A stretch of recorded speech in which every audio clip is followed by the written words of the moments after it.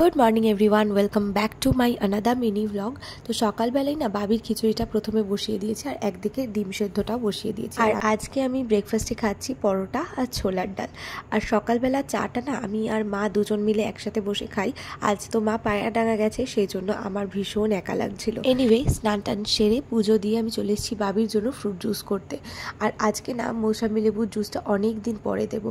আর বাবি একদম খেতে চায় না, মানে এখন না কোনো রকম কোনো জুসই ওকে খাওয়ানো যায় না। বাবি তো ঠাম্মার ঘরে ছিল আর আজকে এসেছিল রাজ, তো ভুলিয়ে ভালিয়ে কিছুটা জুস ওকে খাওয়ালাম।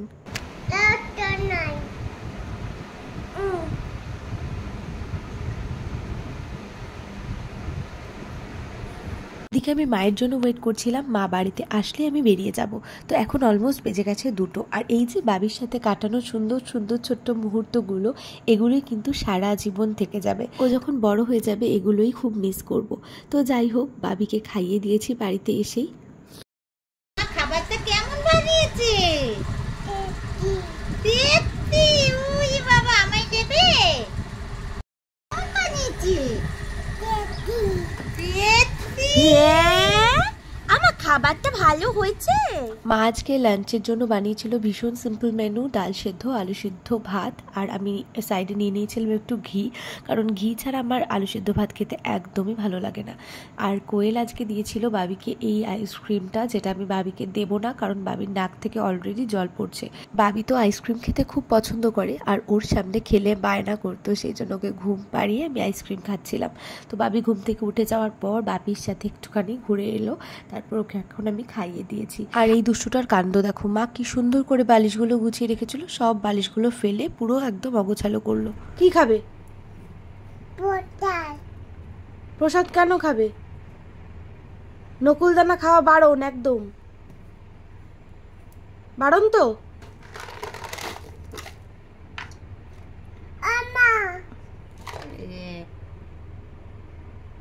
কি খাচ্ছ? কি খাচ্ছ মা? নো, ওই যে নো বলে দিয়েছে মামা, আর হবে না। এনিওয়ে, আজকে আমাদের রাত্রিবেলা পিকনিক রয়েছে চিকেন বিরিয়ানি, আর যেটা রান্নার দায়িত্ব পড়েছে পুরোপুরি আমার উপরে। তাই জন্য প্রথমেই চালটা ধুয়ে আমি একটু জলে ভিজিয়ে রেখে দিয়েছিলাম। আর সকালবেলায় মাকে বলেছিলাম যে চিকেনটাকে ম্যারিনেট করে ফ্রিজে রেখে দিতে, মা সেভাবেই করেছে। আর এখানে আলুগুলো সেদ্ধ করতে বসিয়ে দিয়েছি, আর পেঁয়াজ কাটাও হয়ে গেছে বেরেস্তার জন্য। আর এই হচ্ছে আমাদের যা যা প্রয়োজনীয় জিনিসপত্র বিরিয়ানি, সেগুলোই। আর আমি এখানে আমুল দুধের মধ্যে কেশর খানিকটা গুলে রাখলাম। আর আমুল দুধ দেওয়ার একটাই কারণ আমি কিন্তু গরুর দুধ খাই না, সেই জন্য। আর এদিকে কাকিমা সবার জন্য চা বসিয়েছিল। তোমরা যারা আমার ভিডিও ফলো করো তারা জানবে আমি লিকার চা খেতে একদমই পছন্দ করি না। তো বাপি চপ নিয়ে এসেছিল, সেটাই বসে বসে খাচ্ছিলাম। তো যাই হোক, এখানে আমি প্রিপারেশন স্টার্ট করে দিয়েছি বিরিয়ানি বানানোর। আলুটাকে প্রথমেই ভেজে নিলাম আর তারপরে বেরেস্তাগুলো বানিয়ে নিচ্ছি। বেরেস্তাগুলো ভেজে একটা টিস্যু পেপারের উপরে ছড়িয়ে রেখেছিলাম যাতে তেলটা সোক হয়ে যায়।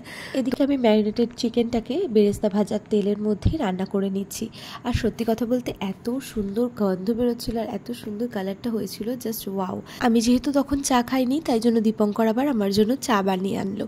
তো যাই হোক, আমি একদিকে বসিয়ে দিয়েছিলাম মায়ের জন্য ডিম বিরিয়ানি, কারণ আমার মা তো চিকেন খায় না, সেই জন্য মায়ের জন্য 2টো ডিম দিয়ে আমি বিরিয়ানি করে দেবো আলাদা করে।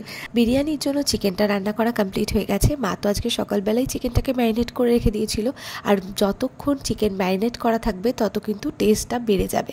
যাই হোক, এখানে দীপঙ্কর বসে গেছিলো স্যালাড কাটতে, ওই পেঁয়াজ শসা এগুলোই। তো যাই হোক, এখন হবে ফাইনাল লেয়ারিং বিরিয়ানি। তো মা আমাকে কিছুটা হেল্প করে দিচ্ছিল।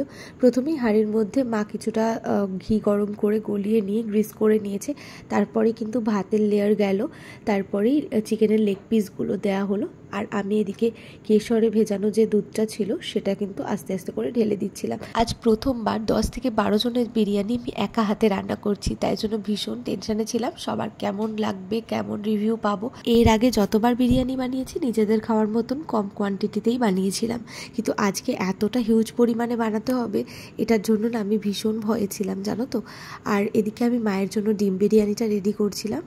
আর এই যে মায়ের জন্য জিম বিরিয়ানির লেয়ারিং কমপ্লিট হয়ে গেছে, এবার শুধু দমে দেওয়া বাকি। বড় বিরিয়ানির হাঁড়িটা এখন আটা দিয়ে সিল করে দিল মা, আর এখন বসিয়ে দিলাম ওই 45 মিনিটসের জন্য দমে। আর আমি যতক্ষণ রান্না করছিলাম বাবি ততক্ষণ কিন্তু আমার বাপির কাছেই ছিল। অলরেডি বেজে গেছে 10:40 আর আমাদের বিরিয়ানি রান্নাও কিন্তু কমপ্লিট হয়ে গেছে। এই হচ্ছে বিরিয়ানির ফাইনাল লুক, ভীষণ সুন্দর হয়েছিল খেতে। তো যারা যারা খেয়েছে তারা কিন্তু প্রত্যেকে খুব ভালো রিভিউ দিয়েছে, এটাই কিন্তু সব থেকে বড় পাওয়া। এত কষ্ট করে রান্না করে যদি সেই রান্নাটা সবার ভালো লাগে সেখানেই কিন্তু সার্থকতা। তো যাই হোক, খাওয়া দাওয়া কমপ্লিট করে এক গ্লাস কোল্ড ড্রিঙ্কস খেয়ে বাড়ি চলে এসেছিলাম। বাড়ি ফিরেই ডিরেক্ট চলে গেছিলাম স্নান করতে, আর এখন বাজে 11:54, মানে প্রায় 12টা। তো দেখা হচ্ছে নেক্সট মিনি ব্লগে।